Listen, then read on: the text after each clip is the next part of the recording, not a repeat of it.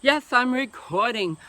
Greetings, everyone, and welcome to Herb by God. And I'm out in the sunshine today, and I had to put my hat on, so you're not going to be able to see my eyes because the sun's right in my eyeballs so that you can see me.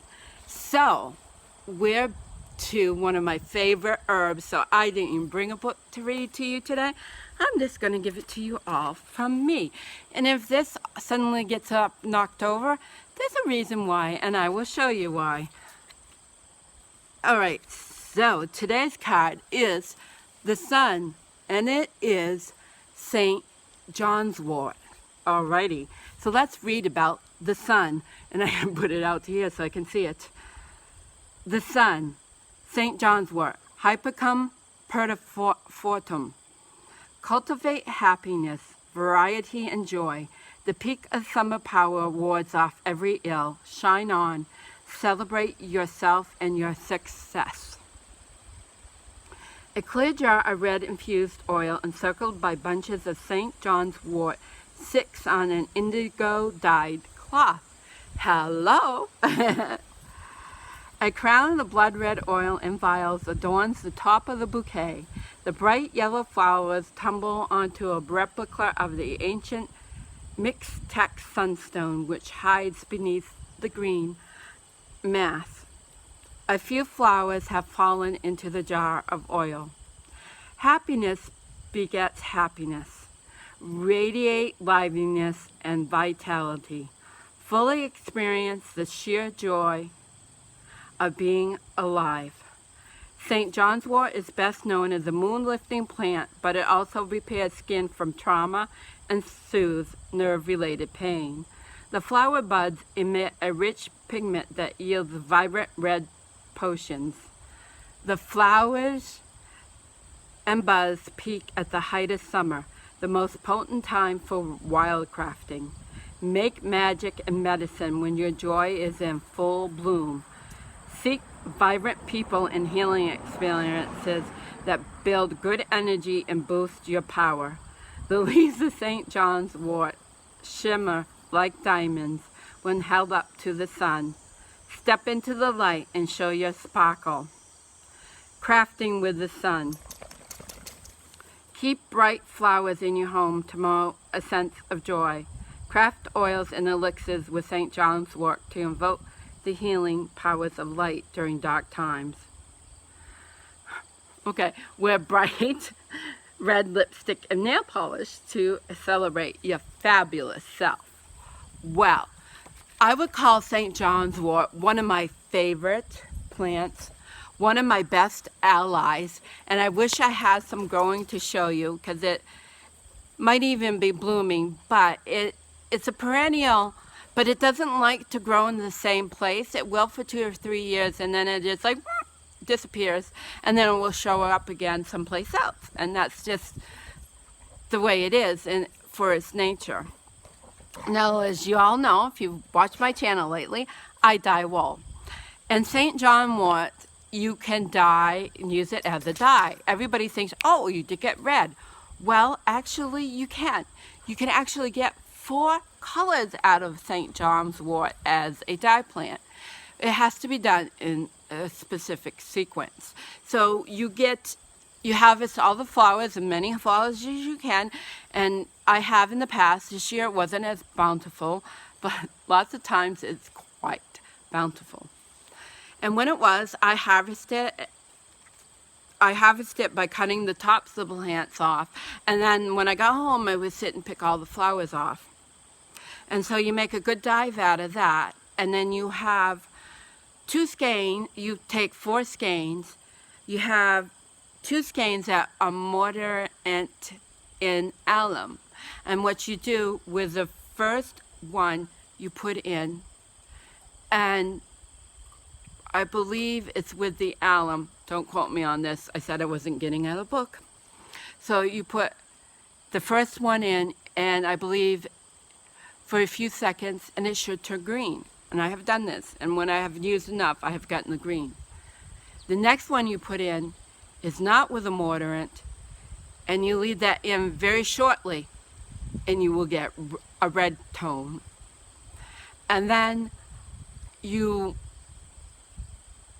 I believe it's another one that you leave, and then after you do the red, you put another non-mordant in, and you leave that in for quite a while, and that will be brown. And then your last one is the alum mordant, and you leave that in, and you get a nice golden yellow color, and it is absolutely fabulous, fantastically fabulous to get 4 colors. I'll have to, I'm not sure. I'll have to look to see if I got that on my computer. Now, as a medicine, it is delightful. It is literally prescribed in Germany for depression. And it's like anything, one dose is probably not going to help. But over time, it really helps with depression.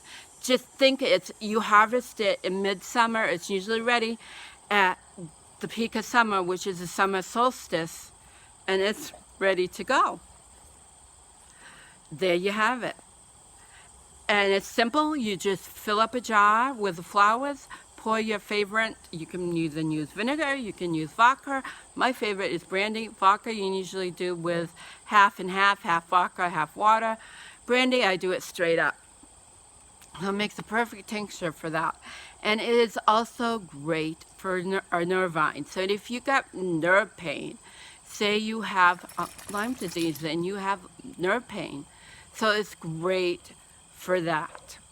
So the nerve pain is great for that. You can also use it in a salve for nerve pain. So you could mix like comfrey, arnica, and St. John's wort into a salve, and that is wonderful for nerve pain. It's just an all-around pick-me-up, and it even picks me up when I pick up the jar, because I know I picked those when you do it yourself, I really feel that energy, and I think back to sitting there and picking the flowers, because the one I had growing out here, I would just sit in my chair and pick the flowers, because it was really easy and comfortable for me to do. And did you know, speaking about something, that herbs are wonderful for pets too, that they are great as well for your 4-legged friends? Our cat Jasmine that passed at 16, she had issues with her kidneys. She got repeated kidney infections. But I believe for the last 6 years of her life, I gave her nettles in her water, and she drank it without any issues. 3 months before she passed, before we lost her, we didn't lose her, she just passed. She stopped drinking the nettles in the water. She refused to drink her water with the nettles in it. And then she just got sicker and sicker. And I had to put to sleep. I was the one that took her in. She probably would have passed that night, but I eased her crossing, and I was really grateful for that, and I felt really blessed.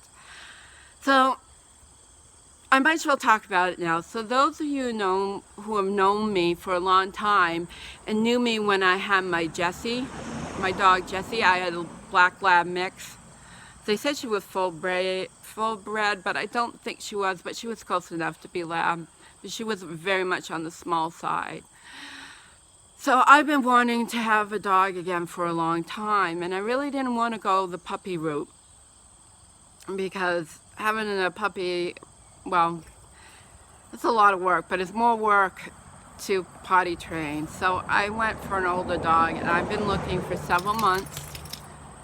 And so I was looking, and I found that somebody wanted to rehome their dog because they lived in an apartment building and he barked. And where I live right now, it don't matter. So I've got my hands full. But he's really good in the house. As long as somebody's there, he's great in the house. So without any further ado, come here, Jackson. Come here. Come here. Let's introduce you. Say hi to the camera. Jackson, you're on camera. Come here. Say hi. Yeah, that's a boy. You said hi. So meet Jackson. He's a Dalmatian English pointer. He's a little bigger than I wanted.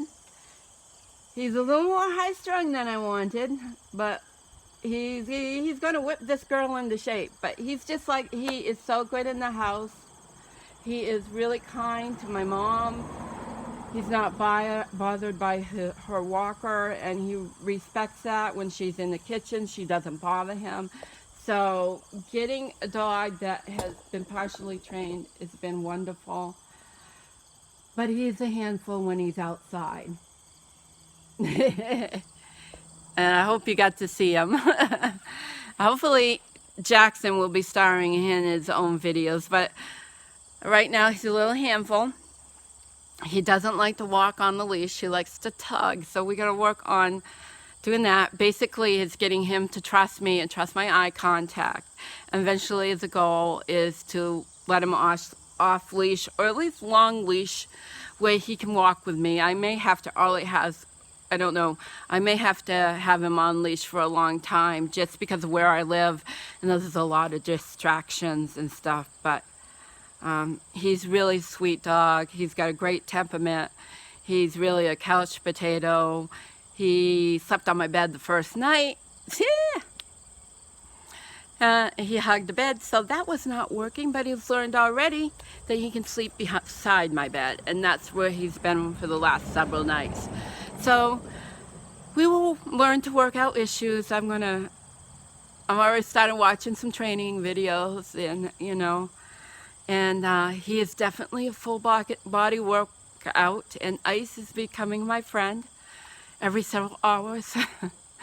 So I wasn't expecting him to pull so much, but we will work on it and we will get through it, because he's worth it.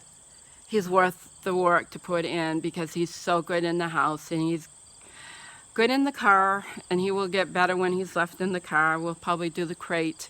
Now that's why I wanted to wait to fall, so it would be cool, so that he may be crated when he's left in the car. He's great. He fell asleep on the way home. He's really good when you're with him in the car and you're driving. You couldn't ask for better. He's really a couch potato. We just got to learn how to handle and pay attention to me when we're out walking, that I'm his safe place. So I think we'll call that Herb by Cod and an introduction. And an introduction to Jackson. And his middle name's going to be Jesse, because his owner, his daddy is named Jesse. And since I had a Jesse dog, so when I get him registered, I'm not sure if it's going to be Jackson Jesse or Jesse Jackson. So it'll be Jackson Jesse Feather maybe, or Jesse or Jackson Jesse Feather, I'm not sure. And I'm also thinking of calling him Jack C, because he actually comes to that, because that's kind of a twist between Jesse and Jackson. I know. Anybody knows me, when I had Jessie, she was so much my dog. She went everywhere with me, and then Jackson's going to be the same way. We just got training time. So thanks for watching, and many blessings, and remember to be wild. I'm getting out every day because I have to get my dog out every day for a walk, and we're learning. So many blessings, and remember to be wild, and don't forget to hit the thumbs up. Check out my website, and we'll see. I might have some more news come October.